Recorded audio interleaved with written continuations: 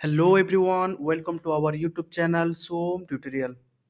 तो पिला माने आज आमे आलोचना करिबा plus two second year arts आमर सब्जेक्ट जो रही हिस्ट्री तार साहित्यिक उपादान को आज आमे आलोचना करिबा। तो पिला माने या पूर्व आमे प्रत्नतात्विक उपादान कोन केते भाग रे विभक्त करा जायछि ताहाको आमे आलोचना करथिले। जदि से क्लास तुम मैंने देखी ना हो तो पले जाओ से क्लास आमर प्लेलिस्ट रे सजाई रखा जायछि। ओके आउ से क्लास करबा सहित मु इंपोर्टेंट एमसीक्यू मध्ये कहितली जाको कि तुम माने नोट्स करदेव। आज आम पढ़ा साहित्यिक उपादान। तो इतिहास रचना दिगरे आमर साहित्यिक उपादान किपरि भाव में साहाय्य करिथाए ताहाको आज आम देखिबा। ओके तो इतिहास रचनार अन्य एक अति मूल्यवान उपादान है साहित्यिक उपादान। तो इतिहास रचना करने जेपरि भाव में प्रत्नतात्विक उपादान सहायक होता ठीक से ही परि साहित्यिक उपादान मध्य इतिहास रचना दिगरे एक गुरुत्वपूर्ण दिग अटे। ओके समाज को माध्यम करी ऐतिहासिक माने एथिरु तथ्य संग्रह करिथिबारु यह साहित्यिक उपादान हिसाब रे परिचित। तो साहित्य को माध्यम करी मध्य विभिन्न प्रकार प्राचीन ऐतिहासिक माने इतिहास रचना करिथिबारु याकु साहित्यिक उपादान बोली कहा जायथाय। ओके तो साहित्य को साधारणतः समाजर प्रतिछवि हिसाब रे ग्रहण करा जायथाय कारण साहित्य रे प्रतिफलित होइथाय समसामयिक सामाजिक धार्मिक राजनैतिक अबा सांस्कृतिक चित्र। एथिपाई अनेके साहित्य को समाजर दर्पण हिसाब रे ग्रहण करिथांती। तेणु साहित्यिक उपादान को कोन कहा जाए बा साहित्य को कोन कहा जाए समाजर दर्पण सदृश्य बोली कहा जाई थाए। तेणु स्वाभाविक भाव में परंपरा सामाजिक परंपरा अबा धर्मीय ऐतिह्य राजनैतिक कर्मसूची अबा आर्थिक कर्मकांड परोक्ष साहित्य रे पृष्ठा मंडन करिथाए जहाँ इतिहास रचना क्षेत्र में निहाती जरूरी। तो कौन इतिहास रचना पाई जेपरि प्रत्नतात्विक उपादान आवश्यक एवं प्रत्नतात्विक शिलालेख मुद्रा प्रत्नतात्विक भग्नावशेष ठीक से हीपरि साहित्यिक उपादान मध्य आमर इतिहास रचना दिगरे विशेष भाव में सहायक होइथाए। ओके यही पृष्ठभूमि रे भारतीय साहित्य थिला अत्यंत उच्च कोटीर। तो आमर जो साहित्यिक उपादान रही से भारतीय साहित्य थिला अत्यंत उच्च कोटीर। प्राचीन भारतीय माने निजर प्रज्ञा और बुद्धिर प्रकृष्ट परिचय देते कालजयी साहित्य रचना करे। आमर जो कवि माने रहिछंती से माने कोन तांकर लेखनी मुनरे आमर जहाँ मध्य रचना करिसंती तांकर काव्य कविता जहाँ मध्य होइथाउ ताहा आम इतिहास रचना दिगरे विशेष भाव में सहायक होइथाय। मध्ययुगीय भारतीय माने मध्य कोनोसी गुण रे न्यून नथिले सेमानंकर साहित्य सृष्टि थिला सम भाव में गौरवमय। आउ आधुनिक साहित्य सहित समस्ते उणा अधिके परिचित जहाँ विशेष वर्णना करिवार आवश्यक नहीं। आधुनिक साहित्य बाबद रे आपण माने समस्ते भल भाव में जानिथिबे। तेबे एबे आमे डिस्कशन करिबा साहित्यिक उपादान कोन कोन एवं साहित्यिक उपादान को केते भाग रे विभक्त करा जायछि। ओके तो कोन साहित्यिक उपादान रो एई भित्तिभूमि रे सुविधा निमंते याकू विभिन्न भाग रे विभक्त करा जायछि। तो एठारे आमे कोन देखिबा साहित्यिक उपादान को तीन भाग रे विभक्त करा जायछि। कोन कोन तीन भाग रे गोटे हला धर्म साहित्य आ गुटे कोन थिबो आ गुटे हेबो लौकिक साहित्य। कोन लौकिक साहित्य।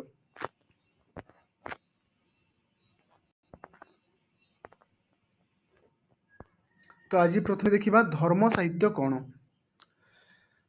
यह विभिन्न धार्मिक ग्रंथ मान को नहीं यह रचना कर तेणुक धार्मिक साहित्य बा धर्म साहित्य बोली कहगला। पढ़ा साहित्यिक उपादान एक विशिष्ट अंग है धर्मीय साहित्य। तो साहित्यिक उपादान विभिन्न उपादान रही जहाँकि धर्मीय साहित्य लौकिक साहित्य आउ एक उपादान अच्छी जहाँकि आम पर आलोचना करवा। ओके तो साहित्यिक उपादान एक विशिष्ट अंग है धर्मीय साहित्य। प्राचीन भारत वर्ष में अद्वितीय घटी तीन गोटी धर्म से तीन गोटी धर्म कौन कौन थिला ब्राह्मण्य हिंदू धर्म जैन धर्म एवं बौद्ध धर्म। कौन ब्राह्मण्य हिंदू धर्म जैन धर्म एवं बौद्ध धर्म। तेणु यही तीनोटी धर्म को केन्द्र करी आमर कौन सृष्टि होता यही साहित्य बा अगाध धर्मीय साहित्य आमर सृष्टि होता। निज धर्मर स्वतंत्र प्रतिपादन करने सहित यही धर्म ग्रंथ गुड़िक आमर सामाजिक चलणी धर्मीय भावधारा सांस्कृतिक शैली अबा राजनैतिक आदर्श विषय में सूचना दे था। ओके जहाँ आम ऐतिहासिक मानक यह विशेष मूल्यवान बा विशेष आवश्यक उठी थाए। तो धर्म साहित्य में विभिन्न उपादान रही। धर्म साहित्य प्रथम आम कौन देखा वैदिक साहित्य। कौन वैदिक साहित्य प्रथमे देखिबा वैदिक सभ्यतार ऐतिहासिक मूल्य को। तो हमर वैदिक सभ्यता कौन? हमर वेद जो समय रचित होइतिला ताहाको आमे कोन कहिबा वैदिक साहित्य। हमर वेद केते प्रकार? प्रथमे देखिबा वैदिक साहित्यर ऐतिहासिक मूल्य को। सर्वप्राचीन भावे चारोटी वेद रही। कौन कौन से? ऋग्वेद, यजुर्वेद, सामवेद एवं अथर्ववेद। कौन है आमर वेद केते प्रकार? चारि प्रकार। कौन कौन? ऋग्वेद, यजुर्वेद, सामवेद एवं कौन आमर अथर्ववेद। वेदरु आर्य मानकर भारत आगमन कथा तथा सेमानकर धर्म, राजनीति, शिक्षा दीक्षा, राज्य शासन, सभा समिति विषय रे सूचना मिली थाए। तो वेदरु आमे कोन जानि थाउ? आर्य मानकर किपरि भाबरे भारत को सेमानकर आगमन घटिथिला एवं से आर्य मानकर धर्म किपरि थिला, सेमानकर राजनीति, शिक्षा दीक्षा, राज्य शासन एवं सभा समितिर सूचना आमे केठारु पाइथाउ? वेदरु पाइथाउ। पुणी वेद को भाग करा जायछि 6 भाग रे। कौन कौन? शिक्षा, कल्प, व्याकरण, नैऋत्य, छांद एवं ज्योतिष। ओके। वेदांत व उपनिषद परवर्ती वैदिक युग विषय रे बहुत तथ्य उपलब्ध। तो षड वेदांग कौन कौन? जदि प्रश्न रे आसीबो 4 गोटी ऑप्शन थिबो, निम्नोक्त मध्यरु केउटी षड वेदांगर अंतर्भुक्त नुह? तो प्रथमे आमे षड वेदांग को मन रखी देले आमे केउटी अलगा सेटा आमे बाछि परिबा। तो षड वेदांग कौन कौन? शिक्षा, कल्प, व्याकरण, नैऋत्य, छांद एवं ज्योतिष।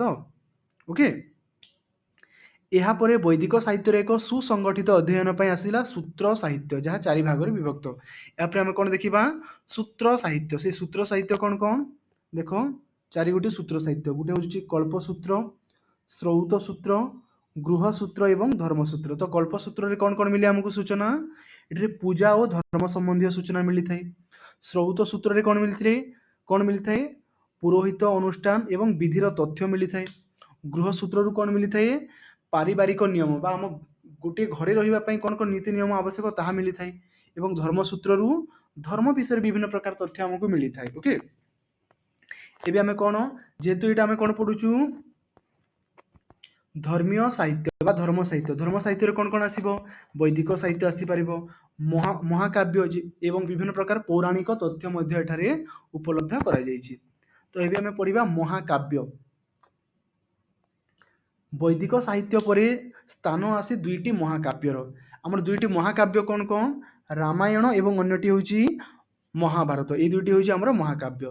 संस्कृत भाषा रे रचित ये 2टी ग्रंथ रे कल्पना प्रसूत वर्णनार आधिक्य थिले हैं सामाजिक मूल्यबोध, नैतिक आदर्श, राजनीतिर पशाखेल, कूटनीतिर कुचक्र, धर्मर पराकाष्ठा सबकिछि ने 2टी महाकाव्य यथा सामाजिक सांस्कृतिक इतिहास रचना रे अधिक सहायक होता है। तो आमर इतिहास रचना दिगरे आमर विभिन्न प्रकार सामाजिक, राजनीतिक, अर्थनैतिक, धार्मिक तथ्य आमे एही रामायण एवं महाभारत रु आमे पाई थाउ। ओके। पुनः से देखिबा आमे पौराणिक साहित्य। देखो स्वर्गस्य प्रतिसर्गश्च वंश मन्वन्तराणि च वंशानुचरितश्चैव पुराणम पंचलक्षणम। तो पौराणिक साहित्य रे कोन? पुराण बाबद रे दिया जाइछि। बा पुराण हमर केते प्रकार? 5 प्रकार। बा पुराणर लक्षण केतोटी? 5टी लक्षण। कोन कोन से गुटी? गुटी होछि स्वर्ग बा सर्ग, प्रतिसर्ग, वंश, मन्वंतर एवं वंशानुचरित। तो यह होछि हमर पुराणर 5 गोटी लक्षण एवं से 5 गोटी लक्षण को हमें विशेष भाव में आलोचना करिबा। पुराणर शेष लक्षण होछि वंशानुचरित। कोन? एटा होछि शेष। प्रथमे कोन थिला हमर पुराणर? स्वर्ग, 2 नंबर रे प्रतिसर्ग, नंबर 3 रे वंश, नंबर 4 रे मन्वंतर, नंबर 5 रे वंशानुचरित। तो पुराणर शेष लक्षण कोन? वंशानुचरित अटे। एही विभाग रु प्राचीन भारतर विभिन्न राजवंश यथा हर्यंक राजवंश, शिशुनागंकर वंश, मौर्य वंश, शुंग वंश एवं सातवाहन आदि विषय रे मिली थाए विभिन्न प्रकार तथ्य। हिंदू धर्मर 18 पुराण और 18 उपपुराण मध्यरु कौन कौन मुख्य? वायु पुराण, ब्रह्मांड पुराण, मत्स्य पुराण, विष्णु पुराण अनेक ऐतिहासिक तथ्य हमको मिली थाए। पुणी कौन? पुराण रे अनेक समय रंजित बा किंबदंती केन्द्रिक वर्णना को बाद दे ऐतिहासिक यथार्थ इतिहास रचनार प्रयत्न करिथाए। विभिन्न समय हमर कोन होइथाए? जे कोनोसी इतिहास रचना कले मध्य पाठक को किपरि ଇଚ୍ଛା ଲାଗିବ ବା ଆଗ୍ରହ ବଢ଼ିବ ସେଥିପାଇଁ କ'ଣ କରାଯାଇଥାଏ, ଅତିରଞ୍ଜିତ କଥାମାନ ବ୍ୟବହାର କରାଯାଇଥାଏ। ଏହା ସଠିକ୍ ହୋଇନଥିଲେ ମଧ୍ୟ ମାତ୍ର ଅତ୍ୟଧିକ କଥା ସତ୍ୟତାକୁ ନେଇ ଏହା ପ୍ରତିପାଦନ କରାଯାଇଥାଏ। ଏବେ କ'ଣ ପଢ଼ିବା, ବୌଦ୍ଧ ସାହିତ୍ୟ। ତ ପିଲାମାନେ ଏଠାରେ ଟିକେ ଧ୍ୟାନ ଦେବ, ବୌଦ୍ଧ ସାହିତ୍ୟ କ'ଣ? ବୌଦ୍ଧ ସାହିତ୍ୟ କ'ଣ? ହିନ୍ଦୁ ଧର୍ମର ଧର୍ମଗ୍ରନ୍ଥରେ ଐତିହାସିକ ଉପାଦାନ ଥିଲାବେଳେ ବୌଦ୍ଧ ଧର୍ମ ଗ୍ରନ୍ଥ ମଧ୍ୟ ସମଭାବେ ତଥ୍ୟ ସମୃଦ୍ଧ। ତ କ'ଣ, ହିନ୍ଦୁ ଧର୍ମରେ ଆମର ବିଭିନ୍ନ ପ୍ରକାର ଗ୍ରନ୍ଥ ରହିଛି, ଯେପରିକି ରାମାୟଣ, ମହାଭାରତ, ବିଭିନ୍ନ ପ୍ରକାର ପୁରାଣ। ଠିକ୍ ସେହିପରି ବୌଦ୍ଧ ଧର୍ମରେ କ'ଣ ରହିଛି, ବିଭିନ୍ନ ପ୍ରକାର ବୌଦ୍ଧ ଧର୍ମଗ୍ରନ୍ଥ, ଯାହାକି ଆମର ହିନ୍ଦୁ ଧର୍ମଗ୍ରନ୍ଥ ସହିତ ସମଭାବରେ ପ୍ରଯୁଜ୍ୟ ଅଟେ। ସମଭାବରେ ପ୍ରଯୁଜ୍ୟ ମାନେ କ'ଣ, ସମାନ ପ୍ରକାରର ଐତିହାସିକ ତଥ୍ୟ ଆମକୁ ବା ଐତିହାସିକ ଉପାଦାନ ଆମମାନଙ୍କୁ ପ୍ରଦାନ କରିଥାଏ। ଓକେ, ତ ବୌଦ୍ଧ ସାହିତ୍ୟର ତ୍ରିପିଟକ ବୋଲି କ'ଣ, ସୁତ ପିଟକ, ବିନୟ ପିଟକ ଏବଂ ଅଭିଧର୍ମ ପିଟକ। ତ ତ୍ରିପିଟକ କହିଲେ କ'ଣ ବୁଝ କହିଲେ, ସୁତ ପିଟକ, ବିନୟ ପିଟକ ଏବଂ ଅଭିଧର୍ମ ପିଟକ। ତ ଏଇ ତ୍ରିପିଟକ କେଉଁ ଯୁଗରୁ ଆସିଛି, ବୌଦ୍ଧ ବା ବୌଦ୍ଧମାନଙ୍କ ସମୟରେ ଏହି ତ୍ରିପିଟକର ରଚନା ହେଇଥିଲା। ଓକେ, ତ ବୌଦ୍ଧ ସାହିତ୍ୟରେ କ'ଣ କ'ଣ ରହିଛି, ତ୍ରିପିଟକ, ଦୀପବଂଶ, ମହାବଂଶ, ଆର୍ଯ୍ୟ ମଞ୍ଜୁଶ୍ରୀ ମୂଳକଳ୍ପ, ଲଳିତ ବିସ୍ତାର, ମିଳିନ୍ଦ ପହମ ଆଦି ଗ୍ରନ୍ଥରେ ସମାଜର ନୀତି ନିୟମ, ଉପାସନା ବିଧି ଉପରେ ପର୍ଯ୍ୟାପ୍ତ ଭାବରେ ବର୍ଣ୍ଣନା ଦେଖିବାକୁ ମିଳିଥାଏ ଏବଂ ବୌଦ୍ଧ ଜାତକ ଗଳ୍ପ ମଧ୍ୟ ସେହିପରି ତଥ୍ୟ ଦୃଷ୍ଟିରୁ ସମାନ ଭାବରେ ଗୁରୁତ୍ୱପୂର୍ଣ୍ଣ। ତ ଆମେ କ'ଣ ଦେଖିଲେ, ବୌଦ୍ଧ ସାହିତ୍ୟ କ'ଣ ଏବଂ ବୌଦ୍ଧ ସାହିତ୍ୟର ବିଭିନ୍ନ ପ୍ରକାର ପୁସ୍ତକ ମାନେ ଆମେ ଦେଖିଲେ। ଓକେ, ତ ଏଠାରେ ଗୋଟେ କ୍ୱେଶ୍ଚିନ୍ ଆସିପାରେ ଯେ ଏମାନଙ୍କ ମଧ୍ୟରୁ କେଉଁଟି ବୌଦ୍ଧ ସାହିତ୍ୟର ଉପାଦାନ ନୁହେଁ। ବିଭିନ୍ନ ଏ ସମସ୍ତେ ଆମେ ମନେ ରଖିଦେବା, ଯେଉଁଠି ଅଲଗା ଥିବ ସେ ଥିବ, ଏମାନଙ୍କ ମଧ୍ୟରେ ହୋଇନଥିବ। ତ ବୌଦ୍ଧ ସାହିତ୍ୟ କ'ଣ କ'ଣ ଆମର, ତ୍ରିପିଟକ, ଦୀପବଂଶ, ମହାବଂଶ, ଆର୍ଯ୍ୟ ମଞ୍ଜୁଶ୍ରୀ ମୂଳକଳ୍ପ, ଲଳିତ ବିସ୍ତାର, ମିଳିନ୍ଦ ପହମ, ଏସବୁ ହେଉଛି ଆମର ବୌଦ୍ଧ ସାହିତ୍ୟର ଅନ୍ତର୍ଗତ। ଓକେ, ପୁଣି ଏଠାରେ ଆମେ ଦେଖିବା ଜୈନ ସାହିତ୍ୟ। କ'ଣ, ଜୈନ ସାହିତ୍ୟ, ଯେଠାରେ ଯେପରି ଏଠାରେ ଥିଲା ବୌଦ୍ଧ ସାହିତ୍ୟର ବିଭିନ୍ନ ଉପାଦାନ ଗୁଡ଼ିକ, ଯେପରି ଦୀପବଂଶ, ମହାବଂଶ, ଠିକ୍ ସେହିପରି ଜୈନ ସାହିତ୍ୟରେ ମଧ୍ୟ ବିଭିନ୍ନ ଗ୍ରନ୍ଥମାନ ରହିଛି। ଏଗୁଡ଼ିକୁ ଆମକୁ ମନେ ରଖିବାକୁ ହେବ, କାହିଁକିନା ପ୍ରଶ୍ନରେ ବାରମ୍ବାର ପଚାରିଥାଏ ଏମାନଙ୍କ ମଧ୍ୟରୁ କେଉଁଟି ବୌଦ୍ଧ ସାହିତ୍ୟର ଅନ୍ତର୍ଗତ ନୁହଁ, ଏମାନଙ୍କ ମଧ୍ୟରୁ କେଉଁଟି ଜୈନ ସାହିତ୍ୟର ଅନ୍ତର୍ଭୁକ୍ତ ନୁହଁ। ତ ଆମକୁ ଜୈନ ସାହିତ୍ୟ ଏବଂ ବୌଦ୍ଧ ସାହିତ୍ୟର ବିଭିନ୍ନ ତଥ୍ୟକୁ ସଠିକ୍ ଭାବରେ ଦେଖିବାକୁ ହେବ। ଓକେ, ତ ଏବେ ଆମେ ଦେଖିବା ଜୈନ ସାହିତ୍ୟ। ଜୈନ ଧର୍ମର କ'ଣ, ଅଙ୍ଗ, ଉପାଙ୍ଗ, କଳ୍ପସୂତ, ପ୍ରକରଣ ସୂତ, ମୂଳ ସୂତ, ଭଗବତୀ ସୂତ୍ର, ପରିଶିଷ୍ଟ ପର୍ବନ ଗ୍ରନ୍ଥ ଗୁଡ଼ିକ ପ୍ରାମାଣିକ ଐତିହାସିକ ତଥ୍ୟରେ ପରିପୂର୍ଣ୍ଣ। ଓକେ, ତ ଗୌତମ ବୁଦ୍ଧ ଓ ମହାବୀର ଜିନ ଦୁହେଁ ଥିଲେ ଐତିହାସିକ ପୁରୁଷ। ମହାବୀର ଜିନ ଏବଂ ଗୌତମ ବୁଦ୍ଧ ଦୁହେଁ ଥିଲେ ଐତିହାସିକ ପୁରୁଷ, ତେଣୁ ସେମାନେ ତାଙ୍କ ସମୟର ବିଭିନ୍ନ ଗ୍ରନ୍ଥ ଗୁଡ଼ିକୁ ସେମାନେ ଏଠାରେ ବର୍ଣ୍ଣନା କରିଛନ୍ତି। ତେଣୁ ସମକାଳୀନ ରାଜନୈତିକ ଚିତ୍ରର ପ୍ରତିଫଳନ ଦେଖିବାକୁ ମିଳେ ଉଭୟ ଆମର ବୌଦ୍ଧ ସାହିତ୍ୟ ଏବଂ ଜୈନ ସାହିତ୍ୟରେ। ଓକେ, ତ ମଧ୍ୟଯୁଗ, ଏଠାରେ ଆମକୁ ଏହି ସାହିତ୍ୟିକ ଉପାଦାନରେ ଆମକୁ କ'ଣ ମନେ ରଖିବାକୁ ପଡ଼ିବ, କେଉଁ ପୁସ୍ତକ କିଏ ରଚନା କରିଥିଲେ, କେଉଁ ପୁସ୍ତକ କିଏ। ଡାଇରେକ୍ଟ କ୍ୱେଶ୍ଚିନ୍ ପଚାରିଥାଏ ଆମର, ରାମଚରିତ ମାନସ କିଏ ରଚନା କରିଥିଲେ, ଯେପରି ତୁଳସୀ ଦାସ ହେବ। ଠିକ୍ ସେପରି ଓଡ଼ିଆ ମହାଭାରତ କିଏ ରଚନା କରିଥିଲେ, ଆମର ହେବ ଶୂଦ୍ରମୁନି ସାରଳା ଦାସ। ଏହିପରି ଆମକୁ ଡାଇରେକ୍ଟ କ୍ୱେଶ୍ଚିନ୍ ପଚାରିଥାଏ ସାହିତ୍ୟିକ ଉପାଦାନରେ। ଓକେ, ତ ମଧ୍ୟଯୁଗୀୟ ଭାରତରେ ରଚିତ ତୁଳସୀ ଦାସଙ୍କ ରାମଚରିତ ମାନସ, ଶୂଦ୍ରମୁନି ସାରଳା ଦାସଙ୍କ ଓଡ଼ିଆ ମହାଭାରତ, ପୁରୁଷୋତ୍ତମ ଦେବଙ୍କର ମୁକ୍ତି ଚିନ୍ତାମଣି, ଶିଖ ଧର୍ମଗ୍ରନ୍ଥ ଏବଂ ଚୈତନ୍ୟ ଚରିତାମୃତ। ପଞ୍ଚସଖା ସାହିତ୍ୟକୁ ଧର୍ମୀୟ ସାହିତ୍ୟିକ ଉପାଦାନ ହିସାବରେ ମଧ୍ୟ ଗ୍ରହଣ କରାଯାଇଥାଏ। ଠିକ୍ ସେହିପରି ଆଧୁନିକ ଭାରତୀୟ ଧର୍ମୀୟ ସାହିତ୍ୟରେ ସ୍ୱାମୀ ଦୟାନନ୍ଦ ସରସ୍ୱତୀଙ୍କ କ'ଣ ଥିଲା, ଦୟାନନ୍ଦଙ୍କ ସତ୍ୟାର୍ଥ ପ୍ରକାଶ, ଶିବନାଥ ଶାସ୍ତ୍ରୀଙ୍କର ହିଷ୍ଟ୍ରି ଅଫ୍ ବ୍ରାହ୍ମ ସମାଜ ଏବଂ ଜେମ୍ସ ପ୍ରେକ୍ସଙ୍କ a history of general Baptist mission ଆଦି ପୁସ୍ତକରୁ ସମସାମୟିକ ଐତିହାସିକ ତଥ୍ୟ ଆମ ସାହିତ୍ୟିକ ଉପାଦାନକୁ ମିଳିଥାଏ। ତ ଆମେ କ'ଣ ଆଲୋଚନା କରିଥିଲେ, ଆମର ସାହିତ୍ୟିକ ଉପାଦାନ ଦୁଇ ପ୍ରକାରର, କ'ଣ କ'ଣ, ଗୋଟିଏ ଥିଲା ଧାର୍ମିକ ସାହିତ୍ୟ, ଯେଉଁଠାରେ ଥିଲା ବିଭିନ୍ନ ପ୍ରକାର ବୈଦିକ ଉପରେ ଆମେ ଆଲୋଚନା କଲେ, ବେଦ ଉପରେ। ପୁଣି କ'ଣ ଆଲୋଚନା କଲେ, ଆମର ଦୁଇଟି ମହାକାବ୍ୟ ଉପରେ ଆଲୋଚନା କଲେ, ଯାହାକି ରାମାୟଣ, ମହାଭାରତ। ଏବଂ ଆଉ କ'ଣ ଆଲୋଚନା କରିଥିଲେ, ଆମେ ବୌଦ୍ଧ ଧର୍ମ ଗ୍ରନ୍ଥ ଉପରେ ଆଲୋଚନା କଲେ, ଜୈନ ଧର୍ମ ଗ୍ରନ୍ଥ ଉପରେ ଆଲୋଚନା କଲେ। ପୁଣି କ'ଣ ଥିଲା, ଆମର ଥିଲା ପୌରାଣିକ ସାହିତ୍ୟ। ତ तो यह कौन थिला धर्म साहित्य बा धार्मिक साहित्य। एबे आमे साहित्यिक उपादान आउ गोटे उपादान को आलोचना करिबा जहाँकि लौकिक साहित्य। कौन लौकिक साहित्य साधारण लोक मानकर उद्देश्य रचयित होइतिला बा रचना करा जैतिला, तेणु करी याको कोन कुहा गला लौकिक साहित्य। तेबे धर्म साहित्य व्यतीत लौकिक साहित्य मध्य इतिहास उपादान जोगाई थाए। धर्म साहित्य जेपरी इतिहास रचना दिगरे विशेष भाव में सहायक होता है, ठीक से ही परी लौकिक साहित्य मध्य आम इतिहास रचना दिगरे विशेष भाव में सहायक होता है। ओके, साधारण लोक मानकर उद्देश्य जेपरी मु एबे कहली साधारण लोक मानक उद्देश्य जो साहित्य रचना करा जाए ताहाकू कोन कहा जाए लौकिक साहित्य। ओके, तो लौकिक साहित्यर विभिन्न विभाग ऐतिहासिक तथ्य राज्य मध्य मिली थाए। जेपरिक प्रथम आम आलोचना करवा श्रुति शास्त्र। लौकिक साहित्यर प्रधान विभाग कौन होची श्रुति शास्त्र, जहाकू प्राचीन आईन शास्त्र हिसाब रे मध्य ग्रहण करा जायछि। तो प्राचीन आईन शास्त्र बोली काहाकू कहा जायछि एई स्मृति शास्त्र को ग्रहण करा जायछि।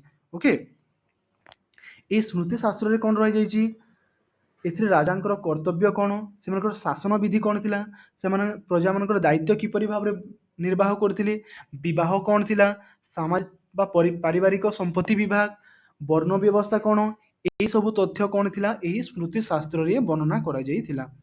सेगुडी को लिखिथिबा ऋषि मानकर नाम कौन, जेपरि कि मनुस्मृति को लिखिथिले। मनु कौन लिखिथिले मनुस्मृति, पराशर श्रुति, याज्ञवल्क्य श्रुति, बृहस्पति श्रुति, कात्यायन श्रुति इत्यादि या कौन थिला स्मृति शास्त्र विभिन्न प्रकार विषय थिला। एबे हमें कौन पढ़िबा व्याकरण पढ़िबा। कौन व्याकरण। स्मृति शास्त्र व्यतीत प्राचीन भारतर अन्यान्य ग्रंथ मध्य ऐतिहासिक समृद्ध बा तथ्य समृद्ध अटे।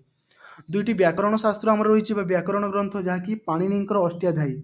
मु कही पिला माने कि साहित्यिक उपादान जहाँ मध्य आमर पुस्तक मान रही से पुस्तक माने किए रचना करथिले एवं केबे रचना करथिले ताहा डायरेक्ट आमर क्वेश्चन रे आसी थाए। तो पाणिनि कौन रचना करथिले, पाणिनि रचना करथिले अष्टाध्यायी एवं पतंजलि कौन रचना करथिले महाभाष्य। एही दुईटी होइछि आमर साहित्यिक उपादान दुईटी प्रमुख व्याकरण साहित्य अटे। तो जो पाणिनि जो रचना करथिले आमर अष्टाध्यायी ता केबे रचना करथिले ख्रीष्टपूर्व चतुर्थ शताब्दी, केबे ख्रीष्टपूर्व चतुर्थ शताब्दी। एवं पतंजलि रचना करथिबा महाभाष्य केबे रचना करथिले ख्रीष्टपूर्व द्वितीय शताब्दी रे से कौन रचना करथिले महाभाष्य रचना करथिले, जहाँकि आमर इतिहास रचना दिगरे विशेष भाव में साहाय्य करिथाय। एबे आमे देखिबा अर्थशास्त्र। कौन अर्थशास्त्र। तो महामती कौटिल्यंक रचित अर्थशास्त्र यही पृष्ठभूमि रे विशेष गुरुत्वपूर्ण।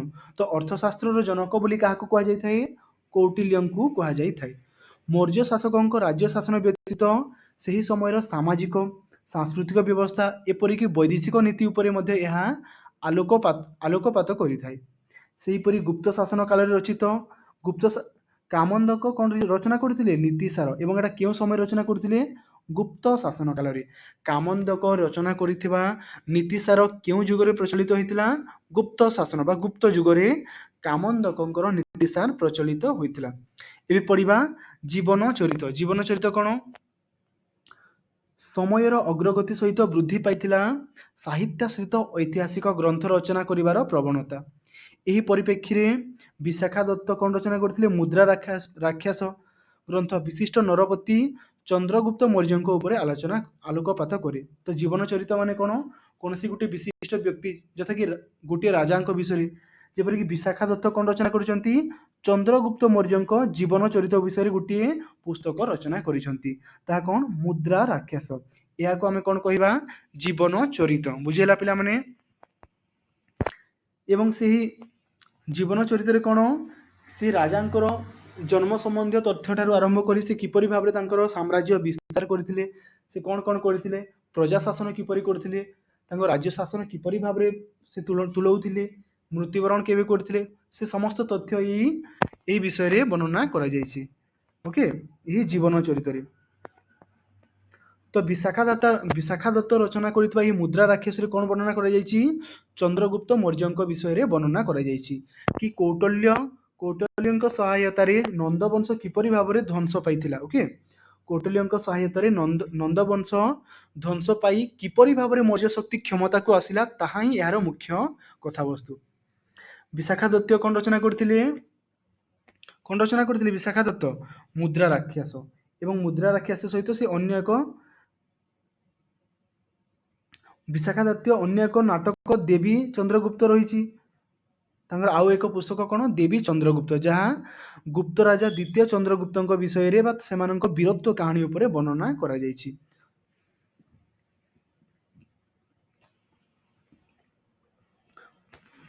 तो परवर्ती पर्यायर कौन होता अर्थात प्राचीन जुगर शेष अवस्था आत्मप्रकाश लाभ करथिला शासक केन्द्रिक ऐतिहासिक ग्रंथ जहाँकि सही समय इतिहास रचना पई अनवद्य भूमिका ग्रहण करता है। उदाहरण स्वरूप जेपरिक राजकवि कहले किए बुझ राजकवि कहले क्या बुझाए बाण को एवं राजकवि बाणकर रचित कौन हर्षचरित किए रचना करथिले बाण बा बाण भट्ट एवं राजनैतिक समकालीन इतिहास में यह जरूरी अटे। पुणी कौन आसिला बिल्हणकर विक्रमांक देव जहाँकि राजा विक्रमादित्य उपरे वर्णना करा जायछि।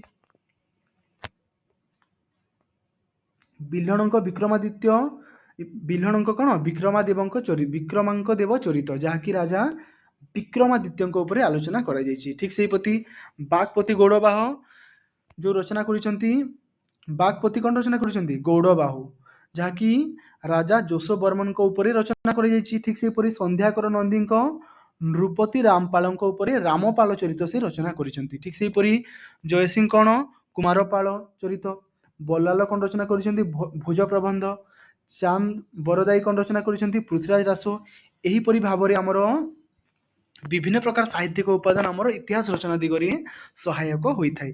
तापरे कौन आलोचना करिबा आमे स्थानीय इतिवृत्ति कौन स्थानीय इतिवृत्ति कल्हण कौन रचना करथिले राजतरंगिणी स्थानीय इतिवृत्ति आलोचना करिबा लौकिक साहित्य काश्मीर राजकवि कल्याण रचित राजतरंगिणी एक उल्लेखनीय कृति जहाँ राजवंशावली और शासन व्यवस्था उपर आलोकपात करा जायथाय। तो काश्मीर राजकवि किए थिले कल्हण एवं तांको रचित विषय कौन थिला राजतरंगिणी। तो राजतरंगिणी किए रचना करथिले कल्हण से केउठार राजा थिले बा कवि थिले राजकवि काश्मीर राजकवि ओके जहाँकि विभिन्न प्रकार राजवंशावली और शासन व्यवस्था उपरे वर्णना करा जायछि। कल्हणक ठारू स्थानीय इतिवृत्ति लिखिबार परंपरा आरंभ होइतिला केउ कविंक ठारू स्थानीय इतिवृत्ति रचना करिबार परंपरा आरंभ होइतिला राजकवि कल्हण से केउठिकार राजकवि थिले काश्मीर तांको रचयिता कौन थिला राजतरंगिणी। तेणु तांको परे सोमेश्वरंक रचित रसमाला और कीर्ति कौमुदी राजशेखरंकर प्रबंधकोश गुजरात इतिहास रे रचना करे। सेहीपरि ओडिशा इतिहास रचना क्षेत्र में कटक राजवंशावली उड्र देश राजवंशावली विशेष भाव में सहायक होते। तापर आम पढ़ा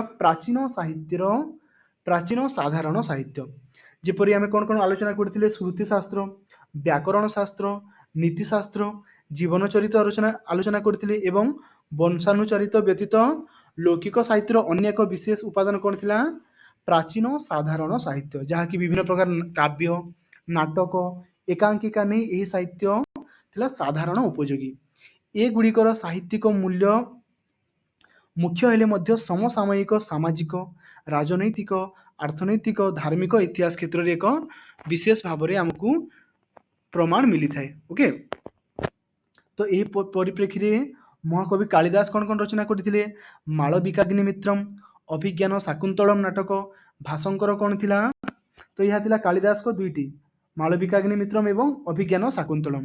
ठीक से भाषंकर कौन थिला स्वप्नवास बदत्तम और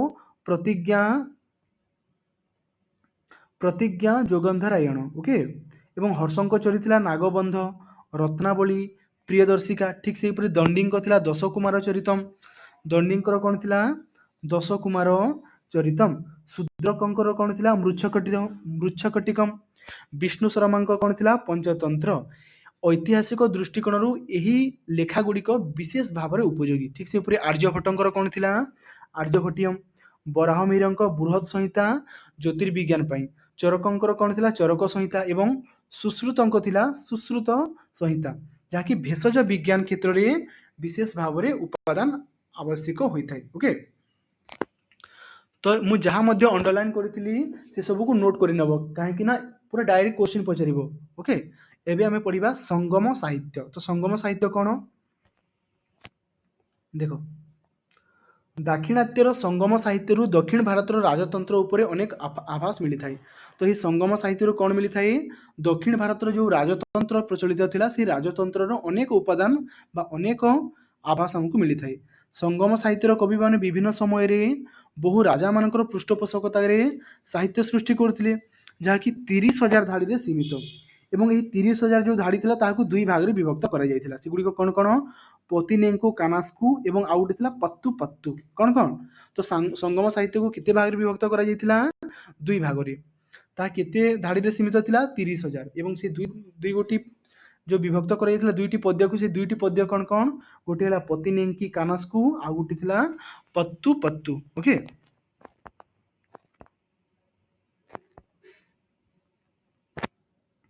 तो ख्रीष्टीय चतुर्थ शताब्दी रे घटी जाइतिबा घटना सबू यही दीर्घ कविता भंडारर विभिन्न स्थान रे स्थानित होई वृद्धि करुछि यार ऐतिहासिक मूल्य।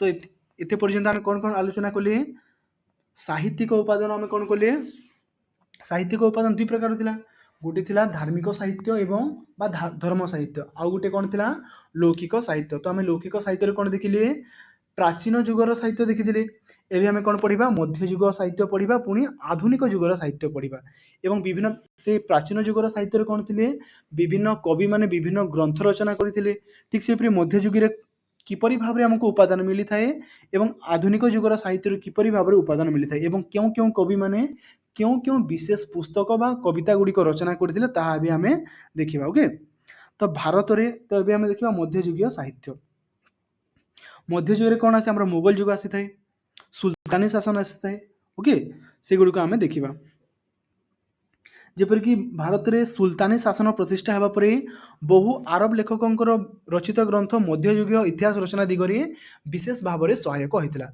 से किए किए थे हासान निजामी कौन रचना करते ताज उल मासिर हासान निजामी कौन रचना करते ताज उल मासिर ठीक से जियाउद्दीन बोरानी कौन रचना करते तारिक इ फिरोज शाही और फतवा इ जहांगीर।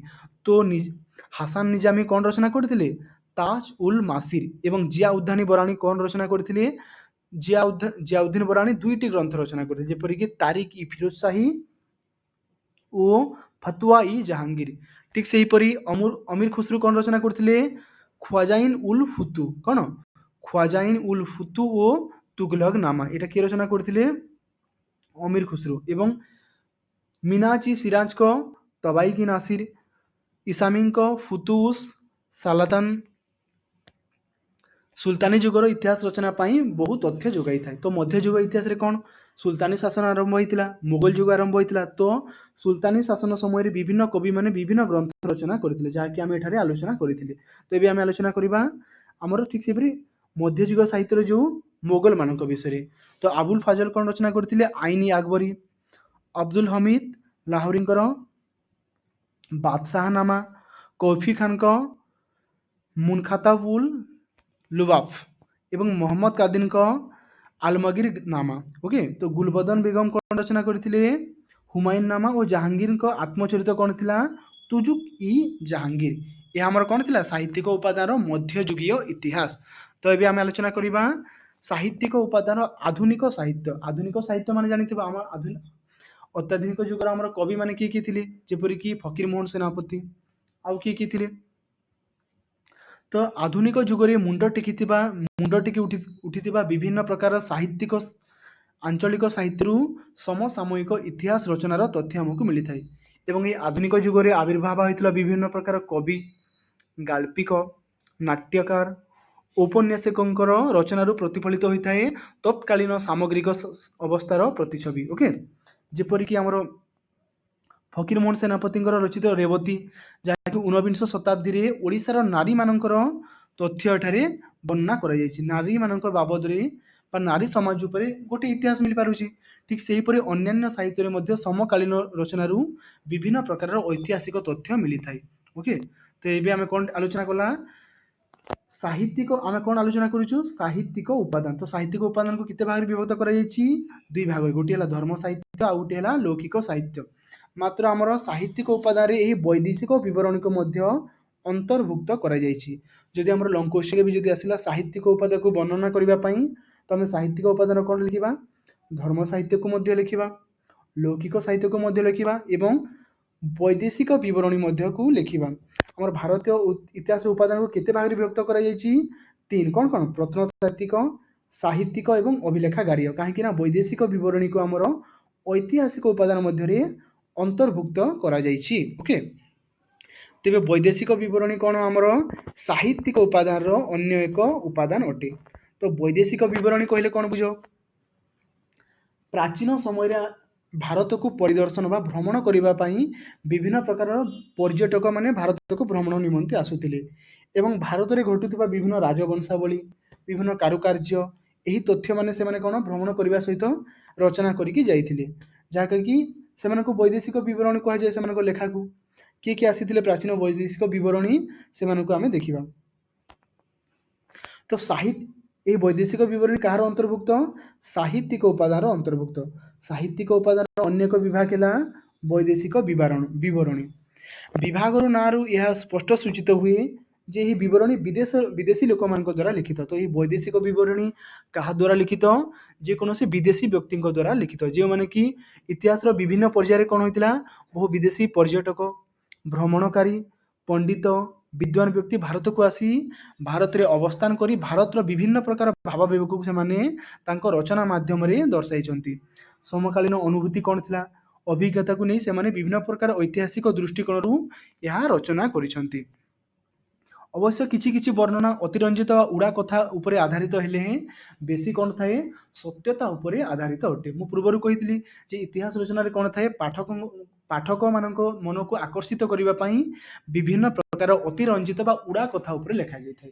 मात्र सबु समय यह सठिक होई न था, यह विशेष सत्य वस्तु उपरे आधारित अटे। ओके, तो अन्य उपादान सहित सामंजस्य देखि यही ऐतिहासिक मूल्य निर्धारण करा जाए। निज आखिरे देखा घटना बहु क्षेत्र में स्थानित होइथिबारु वैदेशिक विवरण ऐतिहासिक मूल्य तात्पर्यपूर्ण अटे। ऐतिहासिक नीलकंठ शास्त्री मतरे कौन? वैदेशिक विवरणी विदेशी पर्यटक मानकर दृष्टि आमर सभ्यता मूल्यांकन कथा आम जानीपार। तो नीलकंठ शास्त्री मतरे कौन? जो वैदेशिक व्यक्ति मैंने आसती से मतरे आमर भारतीय संस्कृति परंपरा कौन ताहा आम जानीपर। तो वैदेशिक विवरणी को केते भाग विभक्त कर देखा। प्राचीन वैदेशिक विवरणी,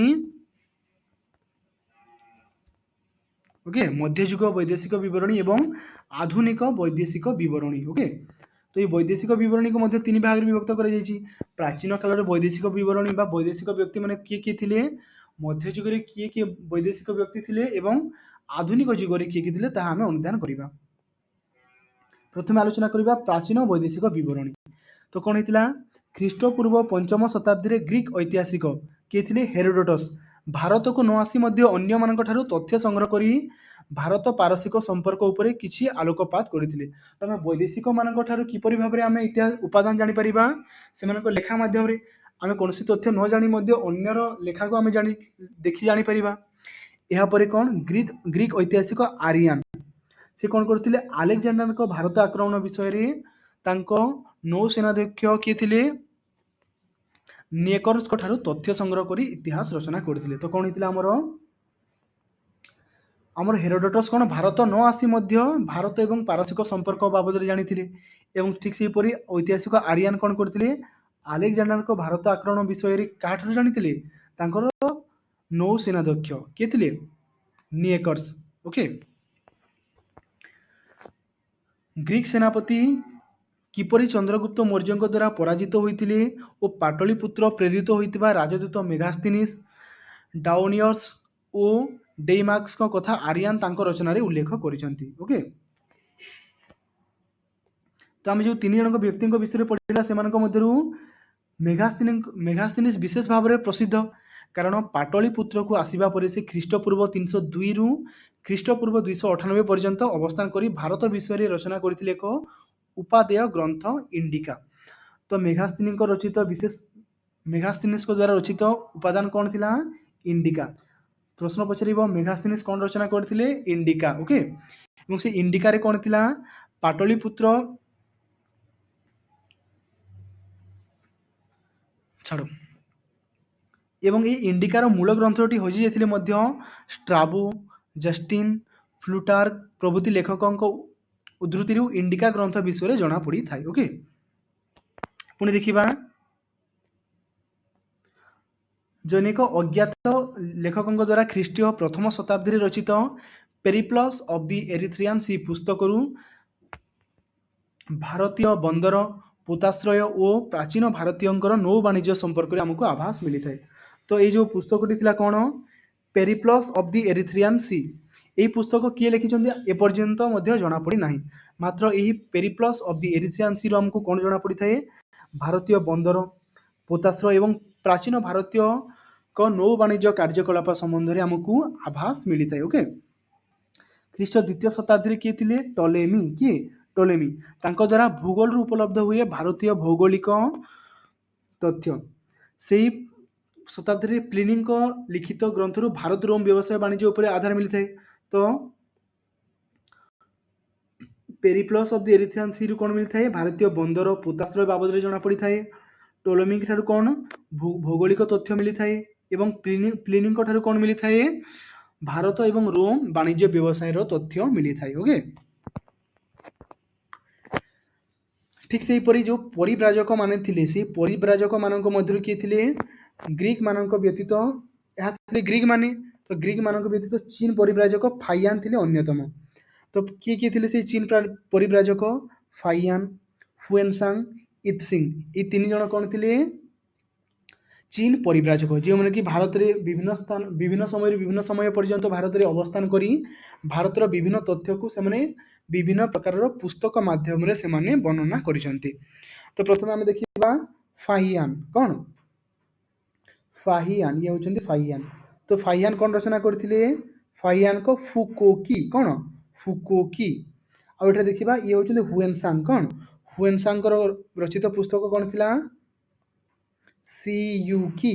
ତ ଫାହିଆନ୍ଙ୍କ କ'ଣ ଥିଲା, ଫୁକୋକି। ହ୍ୟୁଏନସାଙ୍ଗଙ୍କର କ'ଣ ଥିଲା, ସିୟୁକି। ଏଇଟା ନୋଟ୍ ଡାଉନ୍ କରିଦେବ ପିଲାମାନେ। ତ ଗ୍ରୀକ୍ ମାନଙ୍କ ବ୍ୟତୀତ ଚୀନ ପରିବ୍ରାଜକ କିଏ କିଏ ଥିଲେ, ଫାହିଆନ୍, ହୁଏନସାଙ୍ଗ ଏବଂ ଇତ୍ସିଂ। ଏମାନଙ୍କ ବିବରଣୀରୁ କ'ଣ ମିଳିଥାଏ, ଭାରତ ବିଷୟରେ ବହୁବିଧ ତଥ୍ୟ ଆମକୁ ମିଳିଥାଏ।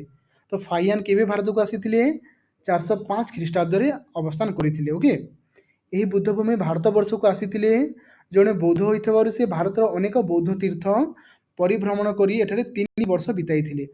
ତ ଫାହିଆନ୍ କେତେ ଖ୍ରୀଷ୍ଟାବ୍ଦରେ ଭାରତକୁ ଆସିଥିଲେ, ଖ୍ରୀଷ୍ଟାବ୍ଦ 405ରେ। ସେ ଜଣେ ବୌଦ୍ଧ ହୋଇଥିବାରୁ କ'ଣ କରିଥିଲେ, ଭାରତର ବିଭିନ୍ନ ପ୍ରକାର ବୌଦ୍ଧ ତୀର୍ଥମାନ ଭ୍ରମଣ କରି ସେ ଭାରତରେ କେତେ ବର୍ଷ ବିତାଇଥିଲେ, ଦୀର୍ଘ 3 ବର୍ଷ ପର୍ଯ୍ୟନ୍ତ ବିତାଇଥିଲେ। ଓକେ,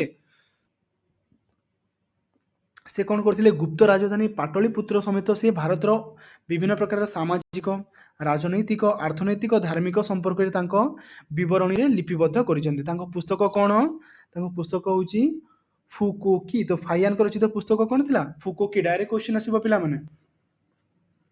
ତ ସେ କେତେ ଖ୍ରୀଷ୍ଟାବ୍ଦରେ ଆସିଥିଲେ, ଖ୍ରୀଷ୍ଟପୂର୍ବ 405। ତ ଫାହିଆନ୍ଙ୍କ ପରେ କିଏ ଆସିବେ, ହୁଏନସାଙ୍ଗ। କିଏ, ହୁଏନସାଙ୍ଗ।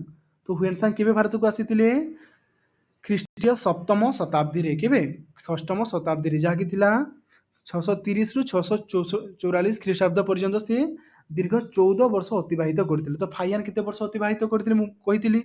ହୁଏନସାଙ୍ଗ ଭାରତରେ କେତେ ବର୍ଷ ଅତିବାହିତ କରିଥିଲେ, ଖ୍ରୀଷ୍ଟାବ୍ଦ 630ରୁ 644 ପର୍ଯ୍ୟନ୍ତ, ଦୀର୍ଘ 14 ବର୍ଷ ପର୍ଯ୍ୟନ୍ତ ସେ ଅତିବାହିତ କରିଥିଲେ। ସେ ମଧ୍ୟ ଜଣେ ବୌଦ୍ଧ ସନ୍ନ୍ୟାସୀ ଥିଲେ। ତ ହୁଏନସାଙ୍ଗ କ'ଣ କରିଥିଲେ, 7ମ ଶତାବ୍ଦୀରେ ଆସିଥିଲେ। କାହା ସମୟ କାଳରେ ହୁଏନସାଙ୍ଗ ଭାରତକୁ ଆସିଥିଲେ, ସମ୍ରାଟ ହର୍ଷବର୍ଦ୍ଧନଙ୍କ ରାଜତ୍ୱ କାଳରେ ସେ ଭାରତକୁ ଆସିଥିଲେ। ଏବଂ ଏହି ହୁଏନସାଙ୍ଗକୁ କ'ଣ ବୋଲି କୁହାଯାଏ, ତୀର୍ଥଯାତ୍ରୀଙ୍କର ଯୁବରାଜ, ପ୍ରିନ୍ସ ଅଫ୍ ପିଲଗ୍ରିମ୍ସ। ତ ତୀର୍ଥଯାତ୍ରୀଙ୍କର ଯୁବରାଜ ବୋଲି କାହାକୁ କୁହାଯାଏ, ହୁଏନସାଙ୍ଗକୁ। କାହାକୁ କୁହାଯାଏ, ହୁଏନସାଙ୍ଗକୁ। ସେ ଜଣେ ବୌଦ୍ଧ ସନ୍ନ୍ୟାସୀ ହୋଇଥିବାରୁ ସେ ଭାରତର ବିଭିନ୍ନ ଥାନେଶ୍ୱର, ଅଯୋଧ୍ୟା, ପ୍ରୟାଗ, କଙ୍ଗୋଦ, କର୍ଣ୍ଣସୁବର୍ଣ୍ଣ ଆଦି ଭ୍ରମଣ କରି ତାହା ବିଷୟରେ ଏକ ପୁସ୍ତକ ରଚନା କରିଥିଲେ। ତାହା କ'ଣ ଥିଲା, ସିୟୁକି। କ'ଣ, ସିୟୁକି। ତ ଫାହିଆନ୍ଙ୍କ ରଚିତ ପୁସ୍ତକ କ'ଣ ଥିଲା, ଫୁକୋକି। ଏବଂ ହୁଏନସାଙ୍ଗଙ୍କ ରଚିତ ପୁସ୍ତକ କ'ଣ ଥିଲା, ସିୟୁକି। ଓକେ, ତ କ'ଣ ହେଲା, ଫାହିଆନ୍, ଏହା ଆମେ କ'ଣ ଦେଖୁଥିଲେ, ବିଭିନ୍ନ ପ୍ରକାର ଗ୍ରୀକ୍ ମାନଙ୍କ ବ୍ୟତୀତ କିଏ କିଏ ଆସିଥିଲେ? ଚୀନ ପରିବ୍ରାଜକ ମାନେ ଆସିଥିଲେ। ସେ ଚୀନ ପରିବ୍ରାଜକ ମାନେ କିଏ କିଏ ଥିଲେ? ଫାଇୟାନ, ହୁଏନସାଂ ଏବଂ ଫାଇୟାନ ଏବଂ ହୁଏନସାଂଙ୍କ ବ୍ୟତୀତ ଆଉ ଜଣେ କିଏ ଥିଲେ? ଇତ୍ସିଂ। କିଏ? ଇତ୍ସିଂ। ହର୍ଷଙ୍କ ପରେ ବୌଦ୍ଧ ଧର୍ମର ଅବସ୍ଥା କିପରି ଥିଲା ଏବଂ ହର୍ଷବର୍ଦ୍ଧନଙ୍କର ତାଙ୍କର ବିଲୟ କିପରି ହେଇଥିଲା, ଏହା ମାଧ୍ୟମରେ ସେ ଆମେ କାହାଠାରୁ ଜାଣିଥାଉ? ଇତ୍ସିଂଙ୍କ ମାଧ୍ୟମରେ। ଏହାପରେ ଆମେ କ'ଣ ଆଲୋଚନା କରିବା? ଆମର ଯେଉଁ ମଧ୍ୟଯୁଗୀୟ ବୈଦେଶିକ ବିବରଣୀ। ତ ଆମର ବୈଦେଶିକ ବିବରଣୀ ତିନି ପ୍ରକାର ଥିଲା।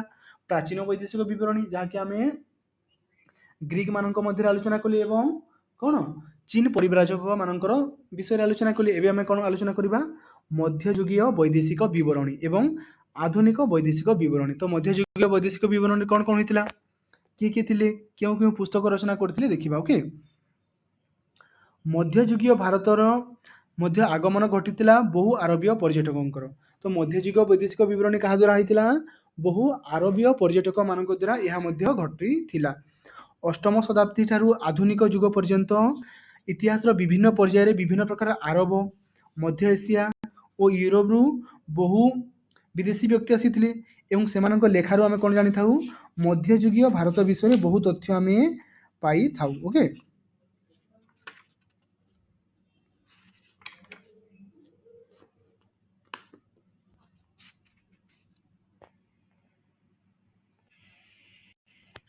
ତ ଆମେ କ'ଣ ଦେଖୁଥିଲେ? ମଧ୍ୟଯୁଗୀୟ ବୈଦେଶିକ ବିବରଣୀ। ତ ଏମାନଙ୍କ ମଧ୍ୟରୁ କ'ଣ ଥିଲେ? ଆରବୀୟ ଲେଖକ ମାନଙ୍କ ମାନେ ବହୁତ ଆରବ ଏବଂ ମଧ୍ୟ ଏସିଆ ୟୁରୋପରୁ ଆଗତ ବହୁ ବୈଦେଶିକ ବ୍ୟକ୍ତିଙ୍କର କଥା ଏଠାରେ ବର୍ଣ୍ଣନା କରାଯାଇଛି। ଆରବୀୟ ଲେଖକ ମାନଙ୍କ ମଧ୍ୟରୁ ପ୍ରଧାନ କିଏ ଥିଲେ? ଆଲ ବେରୁଣି। କିଏ? ଆଲ ବେରୁଣି। ତାଙ୍କ ପୁସ୍ତକ କ'ଣ ଥିଲା? କିତାବ ଉଲ୍ ହିନ୍ଦ, ବା ଆଉ ଏକ ପୁସ୍ତକ ବତାଇଥାଏ ଯାହାକି କିତାବ ଉଲ୍ ରିହେଲା। ଏହା ପରୀକ୍ଷାରେ ଆସିଥାଏ। କ'ଣ? କିତାବ ଉଲ୍ ହିନ୍ଦ କହିପାରିବା, ନହେଲେ କିତାବ ଉଲ୍ ରେହେଲା। ଏହା ହେଉଛି ତାଙ୍କର ଅନ୍ୟତମ ପୁସ୍ତକ, ଯେଉଁଠାରେ କ'ଣ ବର୍ଣ୍ଣନା କରାଯାଇଥାଏ? ଭାରତକୁ ଆସି ସଂସ୍କୃତ ଭାଷା ଶିକ୍ଷା କରି ସେ ହିନ୍ଦୁ ରୀତିନୀତି, ସାହିତ୍ୟ, ଦର୍ଶନ, ବିଜ୍ଞାନ ଉପରେ ସେ ଜ୍ଞାନ ଅର୍ଜନ କରିଥିଲେ ଏବଂ କ'ଣ ରଚନା କରିଥିଲେ? କିତାବ ଉଲ୍ ହିନ୍ଦ, ବା କ'ଣ କହିପାରିବା? କିତାବ ଉଲ୍ ରେହେଲା, ଏହା ଆମେ କହିପାରିବା। ଓକେ, ତ ଆଉ କିଏ କିଏ ଥିଲେ? ତାଙ୍କ ବ୍ୟତୀତ କିଏ କିଏ ଥିଲେ? ଅଲବିଲାଦୁରୀ, ହାସାନ ନିଜାମୀ, ଆଲ ମାସୁଦି, ଇବନ ଉଲ୍ ଅଥିର ପ୍ରଭୃତି ଆରବୀୟ ବିଦ୍ୱାନ ପଣ୍ଡିତ ମାନେ କ'ଣ କରିଥିଲେ? ନିଜର ରଚନା ମାଧ୍ୟମରେ ଭାରତ ବର୍ଷର ସାମୟିକ ପରିସ୍ଥିତିର ଉଦ୍ଧୃତିକୁ ନେଇ ଏହି ଐତିହାସିକ ଉପାଦାନ ବର୍ଣ୍ଣନା କରିଥିଲେ। ଓକେ, ଏବେ ଆମେ କ'ଣ ଆଲୋଚନା କରିବା?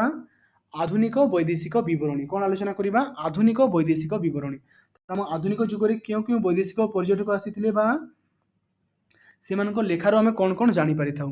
ଆଧୁନିକ ଯୁଗ ଆରମ୍ଭରେ ଭାରତର ବହୁ ବୈଦେଶିକ ବ୍ୟକ୍ତି ବହୁ ବୈଦେଶିକ ବିବରଣୀ ଦ୍ୱାରା ସମୃଦ୍ଧ, ଯାହାକି William Hawkins, sir Thomas Munro और କିଏ ଥିଲେ? ଜନ୍ ବାପ୍ଟିଷ୍ଟ ଟ୍ରାଭେନିୟର, ଫ୍ରାଙ୍କୁଇସ୍ ବର୍ନିୟର। ଏ ନାଁ ମାନେ ଟିକେ କଡ଼ା ଅଛି ପିଲାମାନେ, ଟିକେ ହାର୍ଡ ଅଛି, ଏହାକୁ ଭଲ ଭାବରେ ନୋଟ୍ ଡାଉନ୍ କରିକି ପଢ଼ି ନେବ। Okay, ଫ୍ରାଙ୍କୁଇସ୍ ବର୍ନିୟର, Tomasz Bauri, Robert କୋଭାଟେ, Alexander କନିଂହାମ ଆଦି ୟୁରୋପୀୟ ପର୍ଯ୍ୟଟକ ମାନଙ୍କର ସେମାନଙ୍କର ବିବରଣୀରେ କ'ଣ ଥିଲା? ମୋଗଲର ରାଜତ୍ୱ ଏବଂ ସେହି ସମୟର ବିଭିନ୍ନ ପ୍ରକାରର ଇଂରେଜ ଶାସନ କାଳର ଇତିହାସକୁ ଆଲୋକପାତ କରାଯାଇଛି। ତ ଏହିପରି ଭାବରେ ଆମର କ'ଣ ରଚନା କରାଯାଇଛି? ବିଭିନ୍ନ ବୈଦେଶିକ ବିବରଣୀରୁ ଭାରତ ଇତିହାସର ବିଭିନ୍ନ ସମୟର ବିଭିନ୍ନ ତଥ୍ୟ ଏଠାରେ ଆଲୋଚନା କରାଯାଇଛି, ଯେ ଯେଉଁ ପ୍ରାଚୀନ କାଳରେ, ମଧ୍ୟକାଳରେ ଏବଂ ଆଧୁନିକ କାଳରେ କେଉଁ କେଉଁ ବୈଦେଶିକ ବ୍ୟକ୍ତି ଆସି ଭାରତକୁ ପରିଦର୍ଶନ କରି, ପରିଭ୍ରମଣ କରି ଭାରତର ଇତିହାସକୁ ସେମାନେ ରଚନା କରିଛନ୍ତି। ତ ପିଲାମାନେ ଆଜି ଆମେ କ'ଣ କ'ଣ ଡିସ୍କସନ୍ କଲେ? ସାହିତ୍ୟିକ ଉପାଦାନକୁ ଡିସ୍କସନ୍ କଲେ। ତ ସାହିତ୍ୟିକ ଉପାଦାନରେ ଆମେ କ'ଣ କ'ଣ ଥିଲା? ଧାର୍ମିକ ସାହିତ୍ୟ ଏବଂ ଲୌକିକ ସାହିତ୍ୟ, ଏବଂ ଏହା ବ୍ୟତୀତ ସାହିତ୍ୟିକ ଉପାଦାନରେ ଅନ୍ୟ ଏକ ବିଷୟ କ'ଣ ଥିଲା? ଆମର ବୈଦେଶିକ ବିବରଣୀ। ଠିକ୍ ଅଛି ପିଲାମାନେ, ନେକ୍ସଟ କ୍ଲାସରେ ଆମେ କ'ଣ ଆଲୋଚନା କରିବା? ଅଭିଲେଖାଗାରୀୟ ଉପାଦାନ। କ'ଣ? ଅଭିଲେଖାଗାରୀୟ ଉପାଦାନ, ଯାହାକି ଆମର କ'ଣ ରହିବ? ଏହି ୟୁନିଟ୍ର ଶେଷ କ୍ଲାସ୍ ରହିବ। ଓକେ, ଭାରତ ଇତିହାସର ଉପାଦାନର ଆମର ଶେଷ କ୍ଲାସ୍ ରହିବ ନେକ୍ସଟ କ୍ଲାସରେ। ତ ଭାରତ ଇତିହାସର ଉପାଦାନ ଆମେ କ'ଣ କ'ଣ ଆଲୋଚନା କଲେ? ପ୍ରତ୍ନତାତ୍ତ୍ୱିକ ଉପାଦାନ ଆଲୋଚନା କଲେ, ସାହିତ୍ୟିକ ଉପାଦାନ ଆଲୋଚନା କଲେ, ଯାହାକି ପ୍ରତ୍ନତାତ୍ତ୍ୱିକ ଉପାଦାନ କ'ଣ କ'ଣ ଥିଲା? ଶିଳାଲେଖ, ମୁଦ୍ରା, ପ୍ରତ୍ନତାତ୍ତ୍ୱିକ ଭଗ୍ନାବଶେଷ ଏବଂ ଐତିହାସିକ କୀର୍ତ୍ତିରାଜି। ଏବଂ ଠିକ୍ ସେପରି ସାହିତ୍ୟିକ ଉପାଦାନରେ କ'ଣ କ'ଣ ଥିଲା? ସାହିତ୍ୟିକ ଉପାଦାନରେ ଥିଲା ଧର୍ମ ସାହିତ୍ୟ ଏବଂ ଲୌକିକ ସାହିତ୍ୟ ଏବଂ ଏହି ସାହିତ୍ୟିକ ଉପାଦାନର ଅନ୍ୟ ଏକ ବିଷୟ କ'ଣ ଥିଲା ଆମର ବୈଦେଶିକ ବିବରଣୀ। ଏହା ମଧ୍ୟ ତିନି ଭାଗରେ ପ୍ରାଚୀନ ବୈଦେଶିକ ବିବରଣୀ ବା ପ୍ରାଚୀନ ସମୟରେ କେଉଁ କେଉଁ ବୈଦେଶିକ ବ୍ୟକ୍ତି ଆସିଥିଲେ ଏବଂ ସେମାନଙ୍କ ରଚିତ ପୁସ୍ତକ କ'ଣ ଥିଲା, ମଧ୍ୟଯୁଗ ବୈଦେଶିକ ବିବରଣୀ ଏବଂ ଆଧୁନିକ ବୈଦେଶିକ ବିବରଣୀ ଥିଲା। ତ ନେକ୍ସଟ କ୍ଲାସରେ ଆମେ କ'ଣ ଆଲୋଚନା କରିବା, ଅଭିଲେଖାଗାରୀୟ ଉପାଦାନ। କ'ଣ ଅଭିଲେଖାଗାରୀୟ ଉପାଦାନ? ତ ଅଭିଲେଖାଗାରୀୟ ଉପାଦାନ କ'ଣ କ'ଣ? ସରକାରୀ ନଥିପତ୍ର, ବେସରକାରୀ ନଥିପତ୍ର ଓ ବ୍ୟକ୍ତିଗତ କାଗଜପତ୍ର ବା ସମ୍ବାଦପତ୍ର ଓ ପତ୍ରପତ୍ରିକା। ଏହା ଆଲୋଚନା କରିବା ପରେ ଆମେ ବିଭିନ୍ନ ପ୍ରକାର ପୁସ୍ତକରୁ ଏବଂ ଲାଷ୍ଟ କେତେ ବର୍ଷର ଆମେ ପ୍ରିଭିୟସ୍ ଇୟର କ୍ୱେଶ୍ଚିନ୍କୁ ଆନାଲିସିସ୍ କରି ଆମେ ସର୍ଟ କ୍ୱେଶ୍ଚିନ୍ ମାନେ ଡିସ୍କସନ୍ କରିବା। ତ ରହୁଛି, ନମସ୍କାର ପିଲାମାନେ, ପୁଣି ଦେଖାବା ନେକ୍ସଟ କ୍ଲାସରେ। Thank you.